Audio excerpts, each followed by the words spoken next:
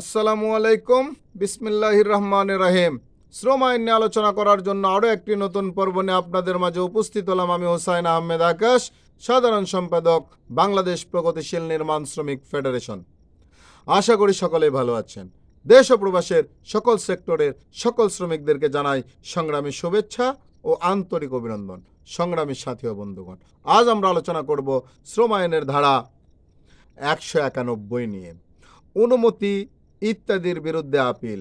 ধারা 190 অধীনে কোনো ট্রেড ইউনিয়নের রেজিস্ট্রি বাতিল করার অনুমতি প্রদান করিয়া অথবা অনুমতির প্রার্থনা নামঞ্জুর করিয়া প্রদত্ত শ্রম আদালতের কোনো আদেশ অথবা মহাপরিচালক কর্তৃক উক্ত ধারার অধীনে কোনো ট্রেড ইউনিয়নের রেজিস্ট্রি বাতিল করিয়া প্রদত্ত কোনো আদেশের দ্বারা সংক্ষুব্ধ কোনো ব্যক্তি আদেশের তারিখ হইতে 30 দিনের মধ্যে ট্রাইব্যুনালে আপিল দায়ের করিতে পারিবেন এবং এই বিষয়ে ট্রাইব্যুনালের সিদ্ধান্ত চূড়ান্ত হইবে। যেক্ষেত্রে কোনো আপিল দায়ের করা হয়, সেক্ষেত্রে সংশ্লিষ্ট ট্রেড ইউনিয়নকে আপিল নিষ্পত্তি না হওয়া পর্যন্ত উহার কাজ চালাইয়া যাওয়ার অনুমতি দিতে হইবে। সংগ্রামী সাথী ও বন্ধুগণ,